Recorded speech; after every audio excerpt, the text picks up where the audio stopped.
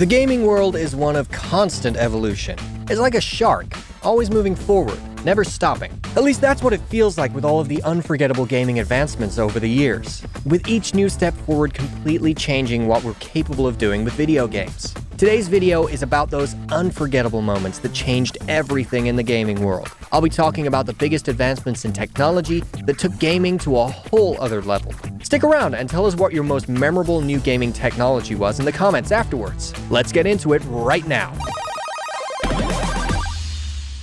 For as long as there have been video games, there's been the concept of virtual reality. There's just something about completely immersing yourself into an entirely simulated world and having complete control over your environment that sounds so appealing. As video games advance to new, amazing heights, perfect virtual reality sounds like what we're working toward, right? I mean, think back to 1991, when Sega announced their Sega VR headset for their arcade games. That was game-changing. They really wanted to give gamers a whole new world. That was when the virtual reality boom really started to grow, I think, as 1991 also saw the company Virtuality launch their own mass-produced multiplayer VR entertainment system. We've come a long way since then, and although it's slightly strange that we haven't mastered the VR formula after all this time, I have no doubt it's only going to keep advancing in the future until virtual reality gaming is the norm. Right now, VR is still a little clunky, and it's difficult for movement.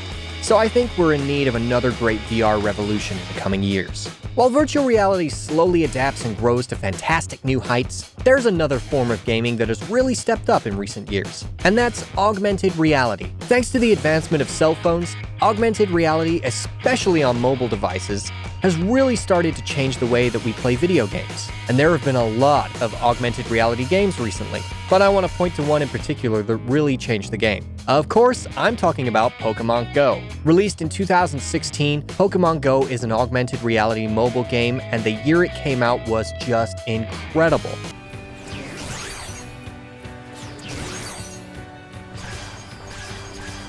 It was downloaded more than 500 million times worldwide by the end of the year and really popularized location-based and AR technology, as well as help people get out of the house and explore the outside world. That summer, chances are you probably saw hordes of people walking together playing Pokemon Go. It just seemed like such a unifying experience as we all got a taste of augmented reality.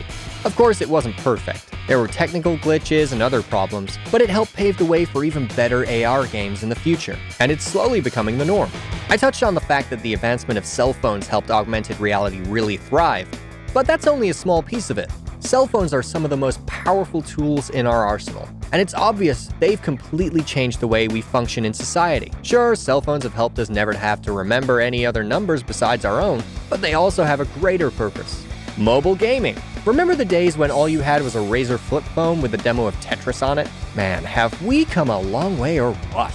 Mobile gaming is increasingly becoming the dominant form of gaming across the world. What started as relatively simple games, again like Tetris, has slowly morphed into complete cinematic gaming experiences right in the palm of your hand. Fortnite's also a big one. It feels just like playing on the Xbox or PS4, only easier because most people use the touch controls. Just go to your Play Store and take a look at some of the top mobile games, and you'll see just how incredible mobile gaming can be, all for free.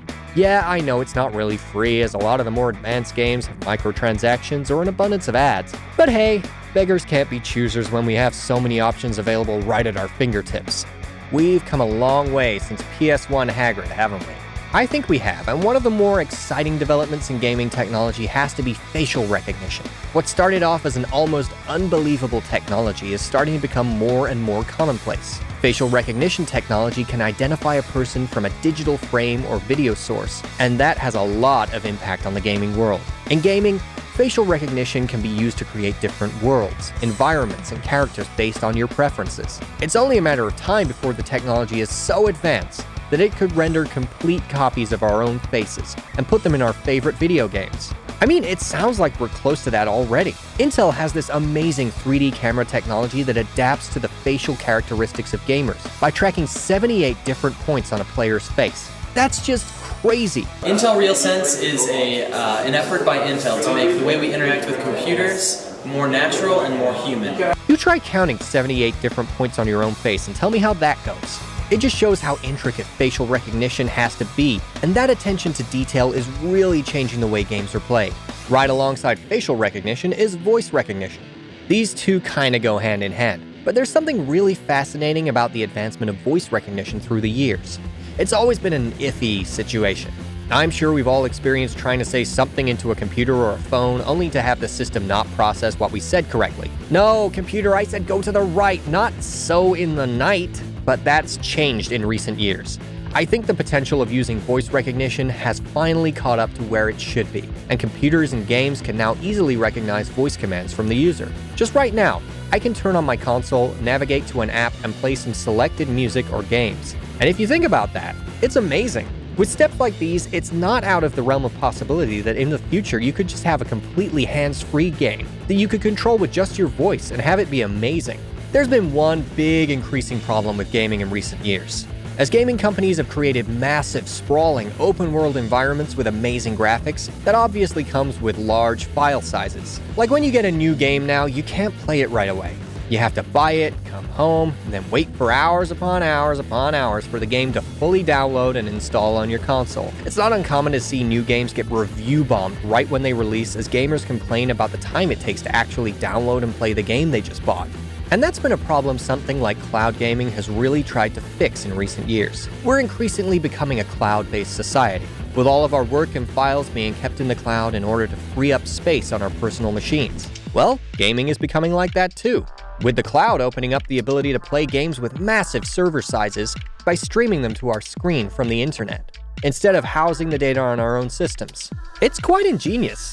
Remember when the Wii came out and we all couldn't stop bowling or playing tennis with our friends? But also how we had to keep the Wii controllers firmly strapped to our wrists, or else we get a broken TV? Man, how times have changed. Watch and learn, my friends. Gesture control is getting to the point where you can get rid of your controller altogether in order to play some of your favorite games. Recent first-person shooter games have been using Intel Realsense technology to allow you to play games just by using your hands, as they track 22 separate points on your arms and hands, in order to make the game experience really unforgettable. Pretty soon, entire games will most likely be played without a controller, as you use your hands to navigate and take action. Right now, the concept is still glitchy, but that's because there are a lot of kinks to work out. Though it is on the right track and will no doubt change gaming in the future. But seriously, I miss Wii bowling. In today's gaming world, it's pretty standard to have games comprised of 3D rendered characters and environments, and it's so difficult to imagine what some of our favorite games would look like without it. But in all honesty, it's only a recent development. The 90s saw the rise of 3D games, and boy, was that a tough journey to get to where we are today. What's the saying? To make an omelet, you have to break a few eggs? Well, certainly a lot of eggs were broken to get us to games like The Last of Us or Uncharted. Early 3D games were just chunky, blocky, and barely decipherable. The really funny thing is, we probably don't even remember how poorly the games of our childhood looked. From our memories, they probably looked great. But go back and play one of your PS1 or regular Xbox games, and you might be surprised how chunky everything looks in 3D. It's a wonder we got to where we are today. Online gaming is one of the single greatest advancements in the gaming world. It's so commonplace and so expected now that we've gotten to the point where games just ditch the whole co-op shared screen gaming model and make completely online multiplayer games only. And given the world today, it's probably the right move. But I want you to think back to when you were younger and you'd have all your friends play Mario Kart or GoldenEye on the N64. Now imagine today where you can invite all your friends over to take turns with one controller playing an online game. Oh, wow. Thank you for running into me. You're welcome.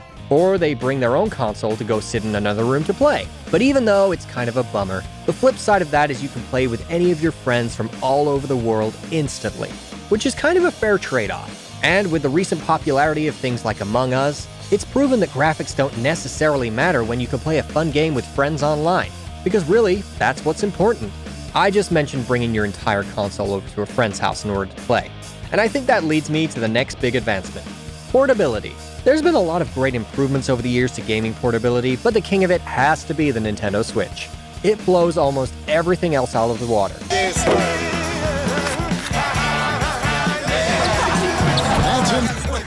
And with the ability to move from a connected screen to handheld screen without any issue whatsoever. It's a huge step forward for ease of access, and as the connection between handheld games and console games becomes more important, the portability between those two is going to be vital.